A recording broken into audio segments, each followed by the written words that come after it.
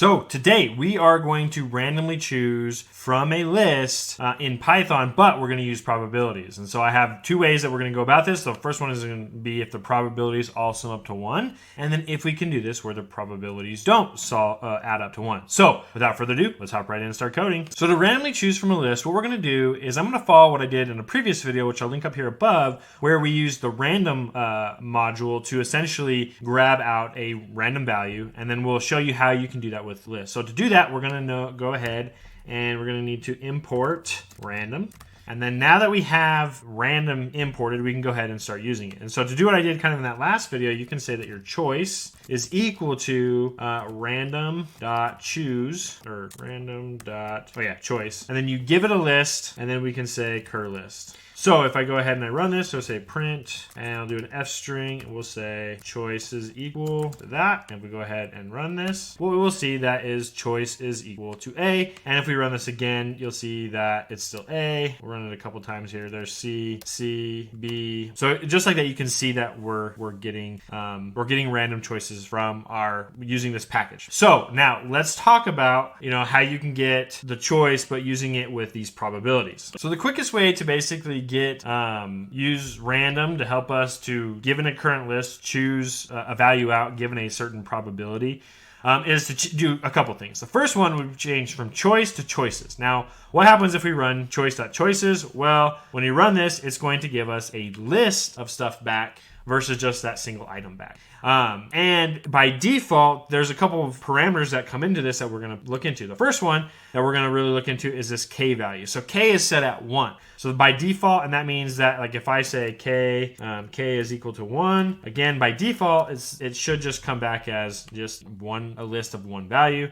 But the nice thing with choices is choices, you can tell it to say, hey, I want you to give me, n random choices out of this list. So by n, that means your k value. So I can change this to 4. And now what's going to happen is it's going to choose 4 values out of that list. And it could be the same index. So you could get duplicate values, right? Or I could say, hey, I want to choose 5. Well, 5 is greater than the size of this list. Is it going to error out? No. And the reason being is because, again, it's basically just going through and say, hey, I have to choose 5 things. So I'm going to randomize. I'm going to select this guy. I'm going to randomize. I'm going to select this guy, and then keep doing that until it's reached the kth value, right? Now, and the second thing goes into dealing with the probability. Like if we want to say, hey, we want some weights or we want some probabilities on indexes, well, all you have to do is do something like weights is equal to, pass in your probability or the one that you want to use. And typically when dealing with probabilities, people think that, oh, hey, I have to use, it has to be, all add up. The sum of this has to add up to 1, right? Well, if we come down here, basically what it's saying is in this IntelliSense is if the relative weights or cumulative weights are not specified, the selections are made with equal probability.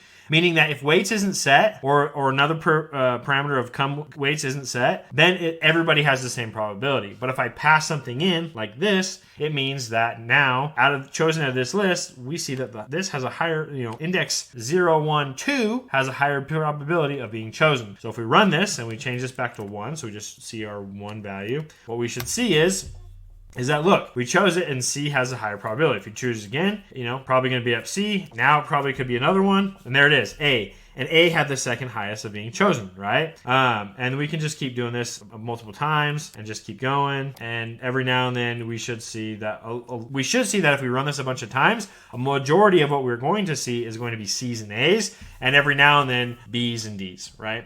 So that is essentially how you can use random.choices to help you randomly select something out of a list with a probability behind it, right? Now, this summed up to 1, but what happens if it doesn't sum up to 1? So does this work with stuff that doesn't sum up to 1? Well, to test it, all we have to do is take this from this list of values, swap it out there, and even go ahead and just rerun that. And we'll see that it does. In this case, it gave us an A this time around. And then this time it's D. And there's a C, which should, you would think could have the highest probability. Again, there's a C. And again, we could run this multiple times. So let's just run this. Let's get 20 choices and then just see what it outputs.